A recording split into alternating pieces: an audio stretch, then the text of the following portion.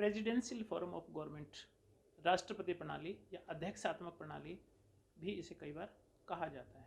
आमतौर पर संसदीय शासन प्रणाली model, parliamentary form model, British model, presidential form of government, American model, सरकार के दो स्वरूप एक तरह से स्थापित हैं।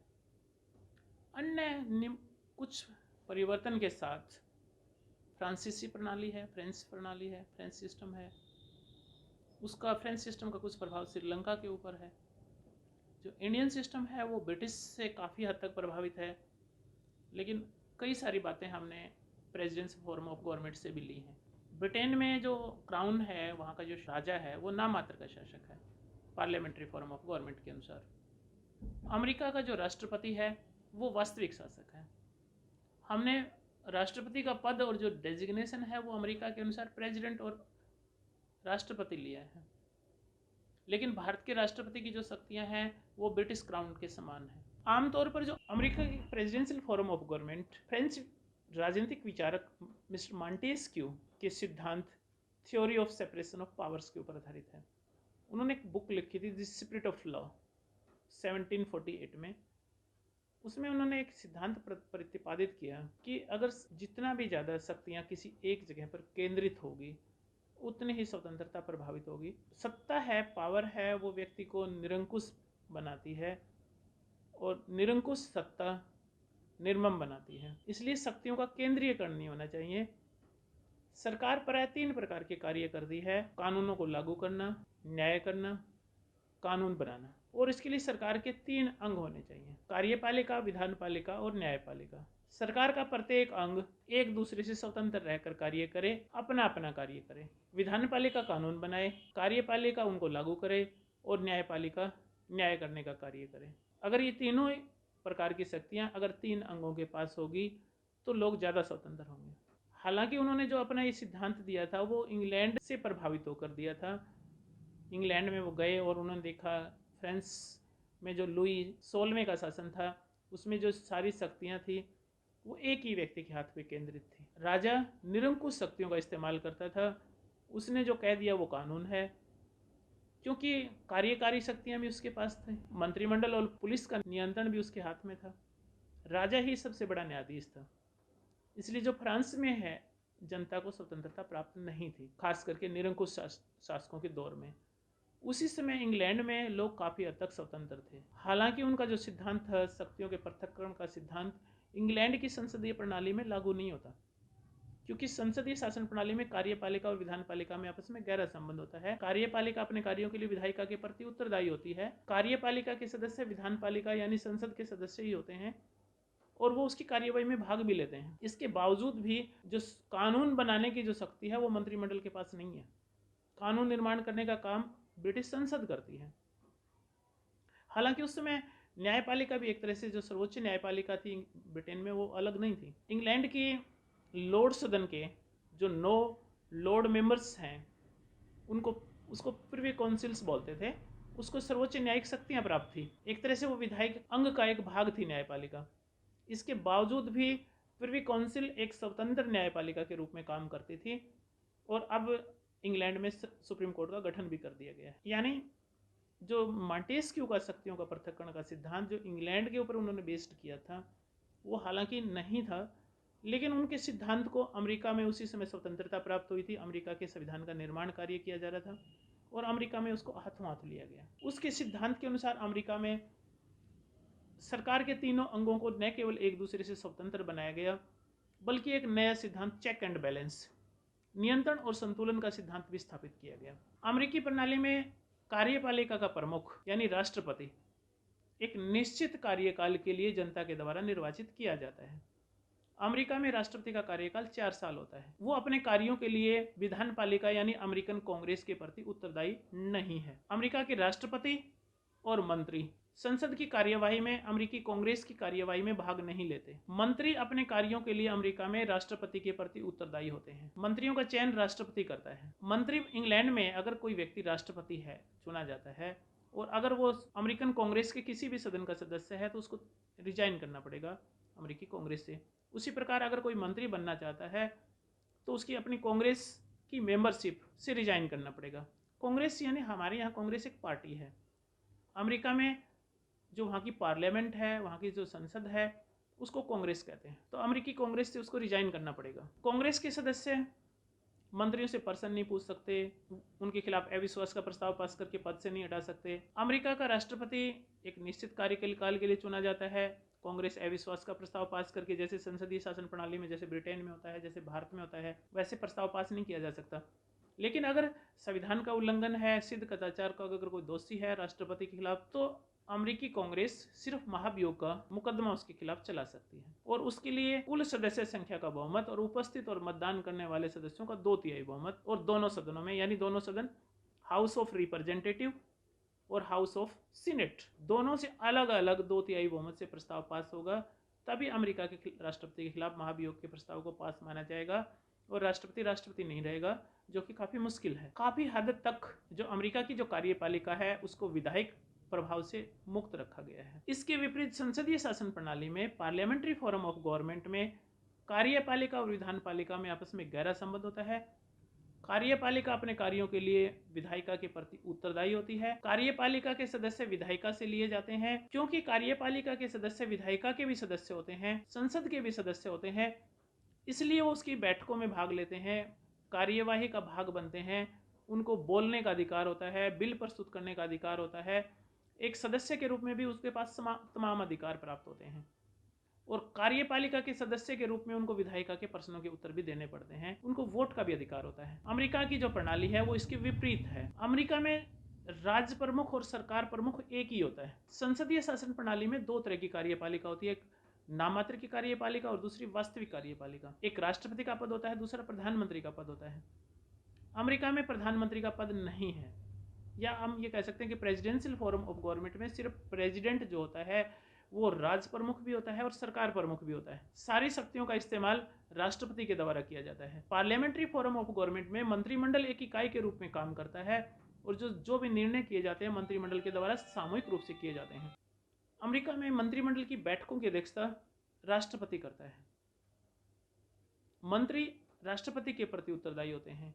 राष्ट्रपति जब चाहे किसी मंत्री को पद से हटा सकता है। सारे मंत्री अगर एक तरफ हैं और राष्ट्रपति एक तरफ है तो अमेरिका में राष्ट्रपति की चलेगी। संसदीय शासन प्रणाली में मंत्रिमंडल, क्योंकि प्रधानमंत्री को बहुमत का समर्थन भी प्राप्त करना होता है, उसके जो मंत्रिमंडल के जो सदस्य होते हैं वो अपने आप में प्रमुख राजनीतिक हस्तियां होते हैं, उसके आधार पर ही वो मंत्रिमंडल का सदस्य होते हैं। इस नाते जो मंत्रिमंडल है उसका जो निर्णय होता है वो सामूहिक होता है। प्रधानमंत्री को अपने मंत्रियों को साथ लेके चलना होता है। हालांकि अमेरिका में भी राष्ट्रपति अपने मंत्रियों को साथ लेता है, उनकी राय सुनता है, लेकिन उसके लिए कोई राजनीतिक रूप से कोई बाध्यता नहीं होती। राजनीतिक रूप से या संवैधानिक रूप से ऐसी कोई बाध्यता नहीं होती कि वो मंत्रियों की कोई बात को माने। वो स्वयं भी अकेला भी कोई भी फैसला या कोई भी निर्णय कर सकता है। अमेरिका में जो राष्ट्रपति है उसका कार्यकाल निश्चित होता है। अमेरिका का राष्ट्रपति 4 साल के लिए चुना जाता है, उसके साथ एक उपराष्ट्रपति को भी चुना जाता है। और जो प्रेसिडेंशियल फॉर्म ऑफ गवर्नमेंट है अमेरिका की, उसमें जो उपराष्ट्रपति होता है वो भी मंत्रिमंडल का सदस्य होता है। हालांकि अमेरिका के उपराष्ट्रपति की तरह से जो भारत का उपराष्ट्रपति में भी एक उपराष्ट्रपति के पद की व्यवस्था की गई है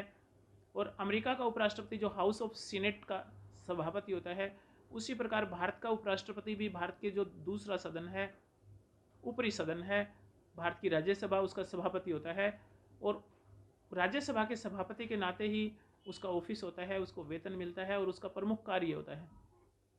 लेकिन अमेरिका का जो उपराष्ट्रपति है वो मंत्रिमंडल का भी सदस्य होता है। एक राष्ट्रपति के एक प्रमुख सहयोगी के रूप में वो कार्य करता है। तो राष्ट्रपति प्रणाली में जो राष्ट्रपति का कार्यकाल है वो 4 साल है। विधानपालिका अमेरिकी कांग्रेस अविश्वास का प्रस्ताव पास करके नहीं हटा सकती, सिर्फ महाभियोग का मुकदमा चला के उसको हटाया जा सकता है, जो कि काफ़ी मुश्किल होता है और अब तक किसी भी राष्ट्रपति के खिलाफ महाभियोग का प्रस्ताव पारित नहीं हो पाया है। बिल क्लिंटन के खिलाफ महाभियोग का प्रस्ताव लेकर आया गया था। राष्ट्रपति डोनाल्ड ट्रंप के खिलाफ कुछ मामलों में इस तरह की जांचें शुरू भी हुई थी, लेकिन कभी इसमें सफलता नहीं मिल पाई। जो मंत्री होते हैं वो सिर्फ विभागीय सचिव होते हैं एक तरह से। कार्यपालिका और विधानपालिका में जो राष्ट्रपति प्रणाली है उसमें कार्यपालिका और विधानपालिका में पृथक्करण होता है। मंत्री विधायिका के सदस्य नहीं हो सकते। अगर कोई विधायिका अमेरिकी कांग्रेस का सदस्य है, अगर वो मंत्री बनना चाहता है तो उनको विधायिका से त्याग पत्र देना पड़ेगा। इसलिए जो राष्ट्रपति प्रणाली है वो कार्यपालिका और विधानपालिका के पृथक्करण के ऊपर आधारित है। राष्ट्रपति का नेतृत्व में काम करती है। राष्ट्रपति न केवल राज प्रमुख होता है, सरकार प्रमुख होता है, देश का नेता होता है। कोई भी संकट है तो राष्ट्रपति की ओर जनता देखती है। प्रधानमंत्री का पद नहीं होता। एक तरह से राष्ट्रपति न केवल सारी राष्ट्रपति की शक्तियों का इस्तेमाल करता है, संसदीय शासन प्रणाली की जो प्रधानमंत्री की जो शक्तियाँ होती हैं उनका भी इस्तेमाल करता है।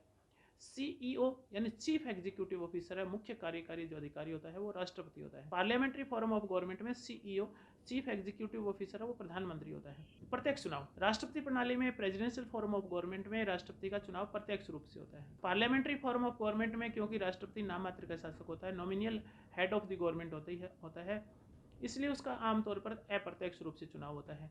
भारत में जो राष्ट्रपति का चुनाव है वो जनता नहीं करती, यानी जनता के प्रतिनिधि MPs और MLA यानी elected members of parliament and elected members of legislative assemblies राष्ट्रपति के चुनाव में वोट डालते हैं और राष्ट्रपति का चुनाव होता है, यानी अप्रत्यक्ष चुनाव होता है।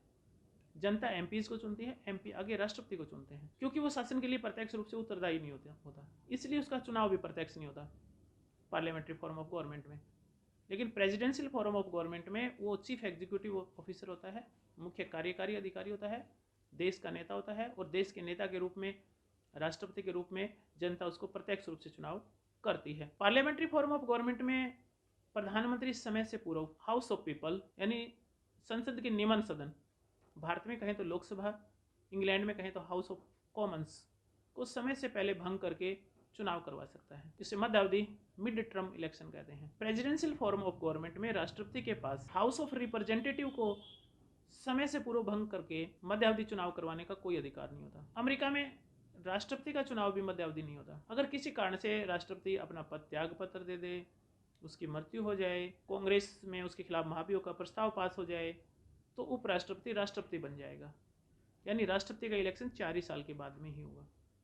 यानी ना तो वहाँ पर जो प्रेसिडेंशियल फॉर्म ऑफ गवर्नमेंट है, प्रेसिडेंट का मिड टर्म इलेक्शन हो सकता है, और न ही पार्लियामेंट यानी कांग्रेस का मिड टर्म इलेक्शन करवाया जा सकता है। चुनाव प्रत्यक्ष होता है, मिड टर्म इलेक्शन नहीं होता, समय से पूर्व विघटन नहीं किया जा सकता। यानी जो प्रेसिडेंशियल फॉर्म ऑफ गवर्नमेंट है वो कार्यपालिका और विधानपालिका के शक्तियों के पृथक्करण के सिद्धांत के ऊपर आधारित है।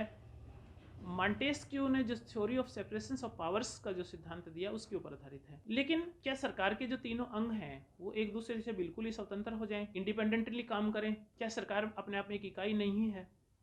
क्या उनको एक इकाई के रूप में काम नहीं करना चाहिए? क्या इससे उनकी कार्यकुशलता प्रभावित हो सकती है? इन सब प्रश्नों पर विचार करते हुए अमेरिका में एक और सिद्धांत लेकर आए, चेक एंड बैलेंस। अमेरिका की जो शासन प्रणाली है, प्रेसिडेंशियल फॉर्म ऑफ गवर्नमेंट है, वो शक्तियों के पृथक्करण के सिद्धांत के ऊपर आधारित है। लेकिन इसके साथ साथ अमेरिका में एक और सिद्धांत है, चेक एंड बैलेंस, यानी तीनों ही अंग एक दूसरे से स्वतंत्र हैं, लेकिन तीनों ही अंग एक दूसरे को नियंत्रित करने का भी कार्य करती हैं। अमेरिका में कानून निर्माण करने का अधिकार वहाँ की अमेरिकी कांग्रेस को है, लेकिन अमेरिकी कांग्रेस द्वारा पारित कानूनों को के ऊपर अंतिम जो स्वीकृति है वो अमेरिका का राष्ट्रपति देता है। जब तक राष्ट्रपति की स्वीकृति नहीं मिल जाती तब तक अमेरिका की कांग्रेस के द्वारा पारित कानून लागू नहीं किया जा सकता। अमेरिका में कानून पास करने का अधिकार अमेरिका की कांग्रेस को यानी वहाँ की पार्लियामेंट को है, लेकिन अमेरिका का जो सुप्रीम कोर्ट है उसको न्यायिक पुनर्अवलोकन का अधिकार प्राप्त है। यानी अमेरिकी पार्लियामेंट अगर कोई ऐसा कानून पास करती है जो वहाँ के संविधान के अनुसार नहीं है, तो अमेरिका की सर्वोच्च न्यायालय उस कानून की जांच करेगा, पुनर्अवलोकन करेगा, और अगर वो उसको ये लगता है कि उसमें किसी संविधान के किसी प्रावधान का उल्लंघन है तो अमेरिका का सर्वोच्च न्यायालय उस कानून को रद्द कर देगा। प्रसिद्ध मुकदमा मार्बरी बनाम मेडिसन में अमेरिका के सर्वोच्च न्यायालय ने एक टिप्पणी की, हम कानून के अधीन हैं लेकिन कानून वही है जो हम कहेंगे। यानी पूर्ण रूप से अमेरिका के सर्वोच्च न्यायालय को अमेरिकी संसद के द्वारा पारित कानूनों को ऊपर न्यायिक पुनर्अवलोकन का अधिकार है। यानी अमेरिकी कांग्रेस के ऊपर न केवल कार्यपालिका यानी राष्ट्रपति का नियंत्रण है कानून बनाने की शक्ति के ऊपर, इसके साथ साथ अमेरिका की न्यायपालिका का भी नियंत्रण है। अमेरिका की जो कार्यपालिका यानी राष्ट्रपति 4 साल के लिए निश्चित कार्यकाल के लिए चुनी जाती है, वो अपने कार्यों के लिए विधायिका यानी अमेरिकी संसद के प्रति, अमेरिकी कांग्रेस के प्रति उत्तरदायी नहीं है। लेकिन राष्ट्रपति अगर मनमानी करे, संविधान का उल्लंघन करे या उसके ऊपर कोई गंभीर आरोप है तो अमेरिकी कांग्रेस में उसके खिलाफ महाभियोग का मुकदमा चलाया जा सकता है। उपस्थित और मतदान करने वालों के बहुमत और कुल सदस्य संख्या के बहुमत और उपस्थित और मतदान करने वाले सदस्यों के 2/3 बहुमत से दोनों सदनों में अलग अलग अगर 2/3 बहुमत से प्रस्ताव पास हो जाए तो अमेरिका के राष्ट्रपति को पद से हटाया जा सकता है। यानी अमेरिका की जो कांग्रेस है अमेरिका के राष्ट्रपति को नियंत्रित करती है, यानी राष्ट्रपति मनमानी नहीं कर सकता। उसी प्रकार सर्वोच्च न्यायालय स्वतंत्र है। अमेरिका में एक बार जो न्यायाधीश बन जाता है उसकी कोई रिटायरमेंट की आयु सीमा नहीं है। वंस ए जज ऑलवेज ए जज, वो हमेशा के लिए जज रहते हैं, न्यायाधीश रहते हैं। चाहे तो वो वृद्धावस्था में कोई काम ना भी करें, वो अमेरिका की न्यायपालिका के सदस्य बने रहेंगे, उनके वेतन भत्ते और सारी सुविधाएं उनको जारी रहेंगी ताकि अमेरिका की न्यायपालिका स्वतंत्रतापूर्वक कार्य कर सके। लेकिन अगर अमेरिका की न्यायपालिका के ऊपर अगर कोई भ्रष्टाचार का आरोप है, संविधान का उल्लंघन का आरोप है, तो अमेरिका में किसी भी जज के खिलाफ महाभियोग का जो मुकदमा है वो अमेरिका की कांग्रेस यानी वहाँ की पार्लियामेंट में चलाया जा सकता है। कुल सदस्य संख्या का बहुमत और उपस्थित और मतदान करने वाले सदस्यों की 2/3 बहुमत से अगर दोनों सदन हाउस ऑफ रिप्रेजेंटेटिव और हाउस ऑफ सीनेट उसके खिलाफ प्रस्ताव पास कर दें तो राष्ट्रपति उस न्यायाधीश को पद से हटाने का प्रस्ताव आदेश जारी कर देंगे और वो न्यायाधीश नहीं रहेगा। इसका मतलब अमेरिका की जो विधान पालिका है, अमेरिकी कांग्रेस, वो अमेरिका की न्यायपालिका को नियंत्रित करती है। यानी तीनों ही अंग एक दूसरे से स्वतंत्र हैं, लेकिन तीनों ही अंग एक दूसरे को नियंत्रित भी करते हैं। यानी चेक और बैलेंस के आधार पर अमेरिका की जो संवैधानिक जो सिस्टम है, शासन जो प्रणाली है, स्वतंत्रता के साथ साथ कार्य करने का प्रयास करती है। तो अमेरिका की प्रणाली और ब्रिटिश प्रणाली जो ब्रिटिश मॉडल है उनमें मूलभूत अंतर है। भारत में कुछ बातों को, हालांकि भारत में संसदीय वेस्टमिनिस्टर मॉडल को अपनाया गया है, पार्लियामेंट्री फॉर्म ऑफ गवर्नमेंट को अपनाया गया है, लेकिन अमेरिका की तरह से भारत में राष्ट्रपति का पद लिया गया है और उपराष्ट्रपति का पद भी लिया गया है। हालांकि राष्ट्रपति और उपराष्ट्रपति, भारत में उपराष्ट्रपति का नाम मात्र का शासक है, उसकी जो शक्तियां हैं ब्रिटिश सम्राट के समान हैं। लेकिन जो भारतीय मॉडल है वो संसदीय शासन प्रणाली वाला मॉडल है और अमेरिकी मॉडल है वो प्रेसिडेंशियल फॉर्म ऑफ गवर्नमेंट है। ब्रिटिश मॉडल और भारतीय मॉडल में अंतर, भारत में संसदीय शासन प्रणाली को अपनाया गया है, पार्लियामेंट्री फॉर्म ऑफ गवर्नमेंट को अपनाया गया है। इसमें भारत में जो पार्लियामेंट्री फॉर्म ऑफ गवर्नमेंट अपनाने के पीछे प्रमुख कारण था ब्रिटिश परंपरा, आप कह सकते हो, क्योंकि 1947 से पहले भारत पर पहले ब्रिटिश ईस्ट इंडिया कंपनी, उसके बाद ब्रिटिश गवर्नमेंट ने प्रत्यक्ष रूप से भारत के ऊपर शासन किया।